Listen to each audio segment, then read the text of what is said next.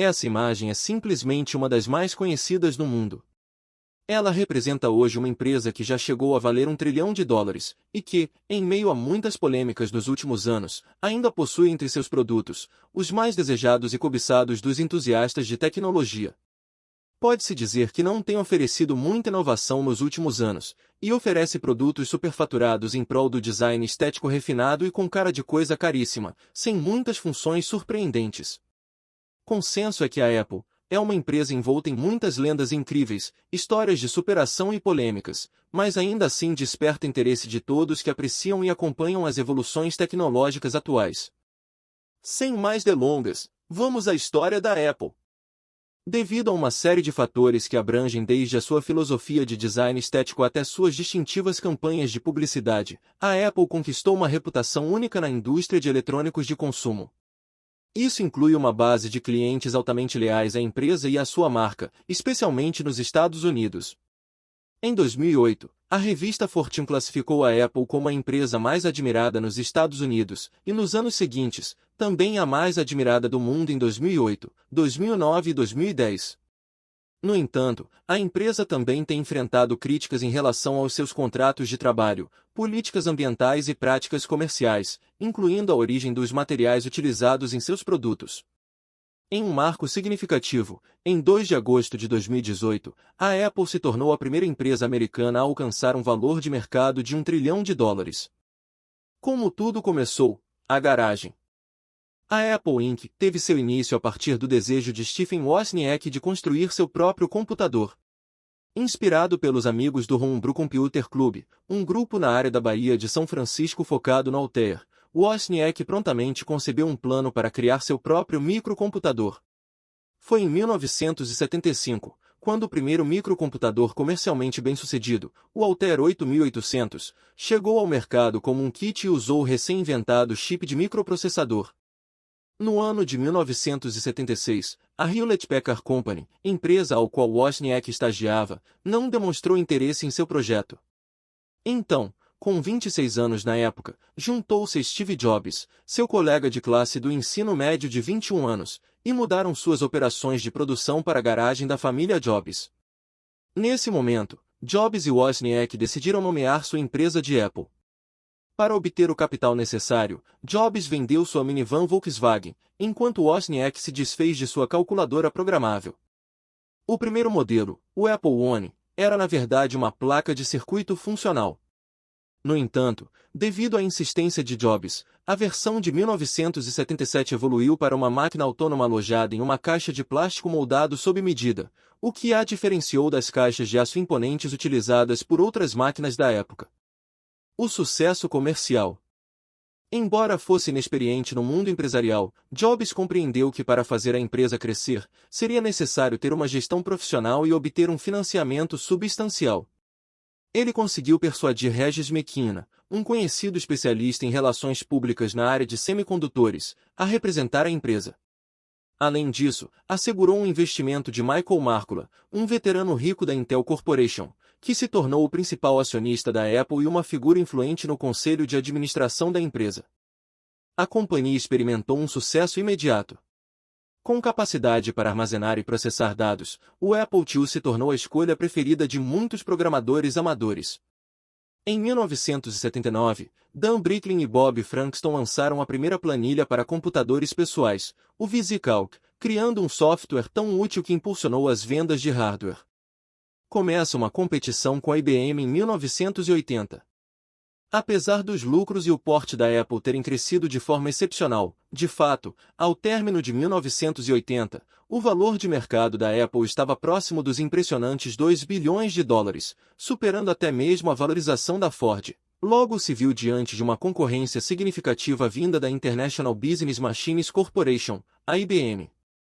A IBM aguardou o amadurecimento do mercado de computadores pessoais antes de lançar sua própria linha de PCs, o IBM PC, em 1981. A IBM optou por construir uma máquina com peças prontamente disponíveis, incluindo o microprocessador Intel. Em pouco tempo, esse novo sistema contava com sua própria planilha, o Lotus 123, que rapidamente conquistou uma ampla base de clientes no mundo empresarial, um mercado que o Apple II não havia conseguido penetrar. O trunfo, Macintosh e a primeira interface gráfica acessível. A Apple tinha um plano próprio para retomar a liderança, desenvolver uma nova geração de computadores fáceis de usar e altamente sofisticados. Em 1979, Jobs liderou uma equipe de engenheiros em uma visita ao centro de pesquisa da Xerox Corporation em Palo Alto, Califórnia, onde foram introduzidos a várias inovações revolucionárias. Entre elas, estava a primeira interface gráfica do usuário, que apresentava janelas na tela, um dispositivo apontador chamado mouse e a utilização de ícones ou imagens para simplificar as tarefas complicadas apresentadas nas telas com muitos caracteres, o padrão da época, e que eram necessárias em todos os outros computadores. A Apple rapidamente incorporou essas ideias em dois novos computadores, o Lisa, lançado em 1983, e o Macintosh, uma versão mais acessível, lançado em 1984. Jobs assumiu pessoalmente a liderança do projeto do Macintosh, insistindo que o computador não deveria ser apenas excelente, mas incrivelmente excelente. Tudo isso resultou em uma revolução, refletido pelo comercial de televisão futurista que apresentou o Macintosh durante a transmissão do Super Bowl de 1984. Um computador de $2.500 que se diferenciava radicalmente de qualquer outro que o precedesse. Decepção com Macintosh, revolução na editoração eletrônica. Apesar do entusiasmo inicial da mídia, o Macintosh não conseguiu atender às expectativas de vendas da Apple em sua fase inicial. Críticos apontaram que o Mac, como ficou conhecido, tinha limitações de memória e armazenamento, além de não incluir recursos padrão, como teclas de seta e uma tela colorida. Em fevereiro de 1985, Wozniak havia deixado a Apple para seguir uma carreira acadêmica. Mas essa saída foi um timing perfeito, pois turbulências viriam a seguir. Após o desempenho abaixo do esperado nas vendas, Jobs foi afastado da empresa em setembro de 1985 pelo CEO, John Sculley.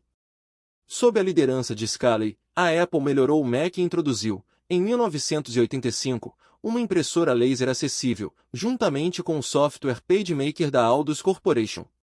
Essas duas inovações combinadas desencadearam uma revolução na editoração eletrônica. Assim, pequenas empresas e empresas de design gráfico podiam criar brochuras, folhetos e cartas de aparência profissional sem recorrer a processos de impressão litográfica caríssimos. As indústrias de design gráfico e publicação rapidamente se tornaram o principal mercado para o Mac. A visão equivocada que custou à Apple. Este período mágico do Mac foi ótimo para a Apple, que teve a receita da empresa se aproximando dos $10 bilhões e vendendo mais de 1 milhão de computadores anualmente. Todavia, os lucros da Apple só mascaravam a realidade de que sua participação no mercado estava encolhendo, apesar da superioridade tecnológica de seus produtos. A incompatibilidade do Mac com o software do Apple II prejudicou as vendas para instituições educacionais e levou a empresa a manter a linha obsoleta do Apple II até 1993. A visão da Apple de desencorajar o desenvolvimento de jogos por receio de que o Mac não fosse levado a sério no mundo dos negócios, acabou prejudicando também as vendas para consumidores. O litígio da Apple versus Microsoft só piorou tudo. A Microsoft, após uma tentativa fracassada de obter um acordo para comercializar o sistema operacional macOS em processadores Intel, acabou lançando o Windows, seu próprio sistema operacional gráfico. A Apple entrou em litígio por anos, sem sucesso, tentando evitar que a Microsoft copiasse a aparência e sensação de seu sistema operacional, embora o macOS ter sido inspirado pela interface gráfica desenvolvida no centro de pesquisa da Xerox Corporation. Enquanto isso, à medida que as versões subsequentes do Windows eram aprimoradas e a competição entre diversos fabricantes de PCs estimulava maior inovação e preços mais baixos, menos pessoas estavam dispostas a pagar pelo que a Apple cobrava devido à sua reputação de qualidade. O retorno de Jobs e a ascensão do império. Após a saída de Jobs da Apple em 1985, a empresa enfrentou vários desafios e mudanças de liderança. Sob a gestão de Michael Spindler, a Apple conseguiu realizar com sucesso a transição do sistema operacional Mac para o microprocessador PowerPC, ao mesmo tempo em que começou a se afastar de abordagens de hardware proprietárias. Entretanto, a empresa enfrentou dificuldades de marketing, resultando em grandes estoques de modelos não vendíveis e problemas de controle de qualidade, incluindo monitores defeituosos e computadores portáteis problemáticos. Em dezembro de 1996, Para substituir o envelhecido sistema operacional Mac, a Apple adquiriu a Next Software, a empresa fundada por Jobs após sua saída em 1985. Embora Jobs tenha retornado como conselheiro do CEO, ele acabou vendendo todas as ações da Apple que recebeu na venda da Next, com exceção de uma única ação. A empresa continuou a enfrentar desafios financeiros sob a liderança de Gilbert Amelio, e sua participação de mercado global caiu drasticamente para cerca de 3%. Em meados de 1997, o conselho de administração surpreendentemente trouxe Jobs de volta como líder da empresa. Jobs implementou várias mudanças estratégicas para revitalizar a Apple. Ele anunciou uma aliança com a Microsoft, encerrou o programa de licenciamento do macOS, simplificou a linha de produtos e introduziu o iMac, que rapidamente se tornou um grande sucesso de vendas. Grandes sucessos e uma perda lastimável. O iMac foi o primeiro Mac a ser baseado em um design mais aberto, afastando-se dos padrões de hardware proprietários. Ele incorporou capacidades de rede de alta velocidade e foi projetado para atrair consumidores e instituições educacionais. A introdução do iMac em 1998 ajudou a aumentar a participação de mercado da Apple nos Estados Unidos de 2,6% em dezembro de 1997, para cerca de 13,5% em agosto de 1998, enquanto a empresa registrou seu primeiro ano fiscal lucrativo desde 1995.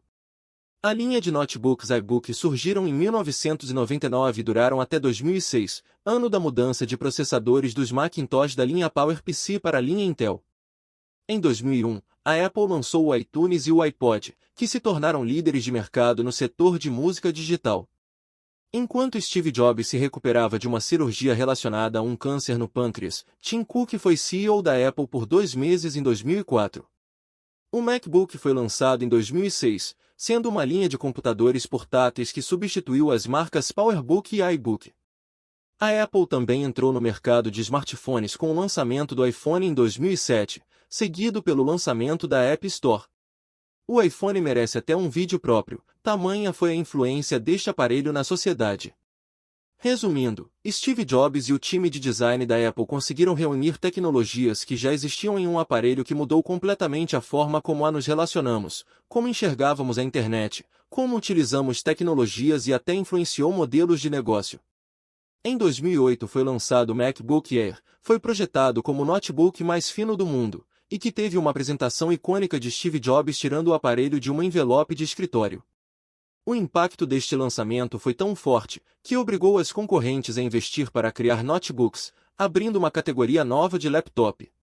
A HP, junto com uma iniciativa da Intel, criou os Ultrabooks somente em 2011, a fim de criar um mercado PC para concorrer com o MacBook Air.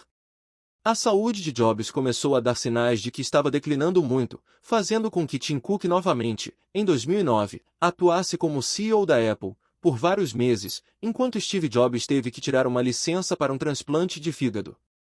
Em 2010, a Apple introduziu o iPad, um dispositivo de tela sensível ao toque que se tornou um grande sucesso. Em janeiro de 2011, devido a uma solicitação de Jobs, a mesa diretora da Apple aprovou uma terceira licença médica. Durante esse tempo, Tim Cook foi responsável pela maior parte das operações diárias da empresa, enquanto Jobs ficou a cargo apenas das decisões mais importantes.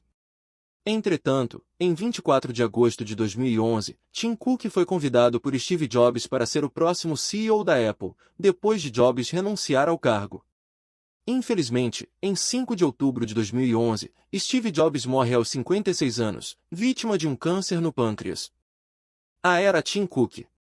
Após a saída de Jobs e sob a liderança de Tim Cook, a Apple lançou uma série de produtos atualizados, incluindo novos modelos de iPhone, iPad e Apple Watch. A empresa também adquiriu a Beats por 3 bilhões de dólares em 2014. Em 2018, a Apple se tornou a primeira empresa a atingir um valor de mercado de 1 trilhão de dólares. 2 anos depois, a empresa dobrou esse valor. Em 2020, a Apple lançou seu próprio microprocessador, o M1, para computadores Macintosh, marcando uma transição importante longe dos chips da Intel. O M1 foi elogiado por sua velocidade e eficiência energética. Tim Cook é apontado como um dos grandes responsáveis pela reestruturação da Apple em seu período mais crítico. A busca por fornecedores externos para descentralizar a montagem de boa parte dos produtos da empresa, aliviando a pressão financeira sobre o caixa da companhia, é uma das estratégias adotadas pela sua gestão. A cada ano, milhões de pessoas, entre elas, entusiastas de tecnologia, jornalistas especializados e consumidores, se reúnem para assistir às apresentações da Apple, a fim de ficar a par das novidades da empresa, apesar das controvérsias dos últimos anos. A marca é muito robusta, e dificilmente será derrubada. O iPhone já está em sua versão 15 em 2023 e que, apesar de não ter o brilho de outrora, é um campeão de vendas da empresa, despertando o desejo de milhares de entusiastas e fãs da Apple, que ainda fazem fila para garantir o seu sonhado iPhone de última geração. Ufa! Este vídeo ficou longo. Esta foi uma história sucinta da Apple. Tem espaço para mais vídeos detalhados somente do iPhone, iPad, Apple Watch, MacBook, MacBook Air. Também há muito o que contar sobre Steve Jobs. Gostou do vídeo? Se gostou, deixe um like e se inscreva no canal. Tem alguma empresa que gostaria de ter sua história contada aqui? Se sim, deixe nos comentários. Até a próxima. Valeu!